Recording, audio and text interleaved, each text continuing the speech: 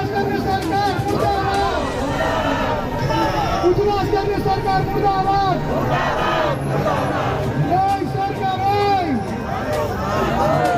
ओइ सरकार ओइ, हाम्रो घर खोइ है। ओइ सरकार ओइ, ओ सरकार ओइ, ब्रदर आतंक बन्द गर, व्यवस्थापन बिनाको विस्थापन गर्न पाइँदैन, जनता मार्न पाइँदैन, यस्तो सरकार चाहिँदैन, जनता मार्न पाइँदैन, जनता मार्न पाइँदैन,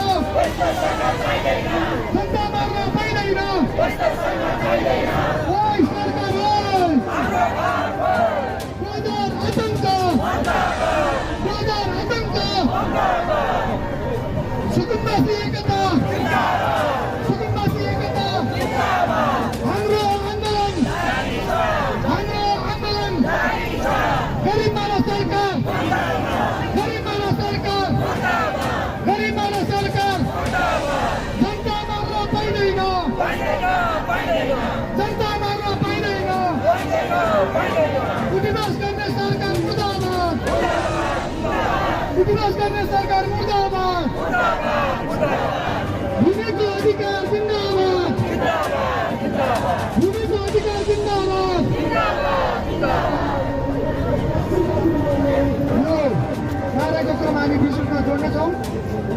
आज यो माइतीघरमा हामीले यो सरकारले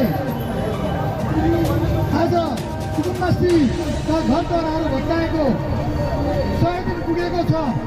यो सरकारको 100 दिनको, यो सरकारले शपथ गरेका 100 दिनका कार्यान्वयनहरू भए।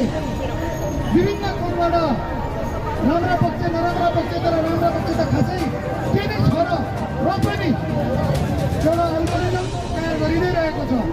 र अहिले आज सुकुम्बासीहरूका घरद्वारा भत्काएर बिना सूचना, बिना कुना दिएर संविधानमा प्रदत्त अधिकारहरूलाई, कानुनी मान्यतालाई, कानुनी राज्यको उपहास गरेर जुन आज घरद्वाराहरू भत्काइएको छ, 4,000 घर परिवार, 20,000 नागरिकहरूलाई आज जुन बेगर बनिएको छ, यो सरकार उदासीन रहेको अवस्थामा हामीले फेरि पनि यहाँबाट हाम्रो आवाजले ती कालो चस्मा लगाएर नदेख्नेहरू, त्यो कान नसुन्नेहरूलाई फेरि पनि आजको यस कार्यक्रमबाट हामी सुनाउन चाहन्छौँ।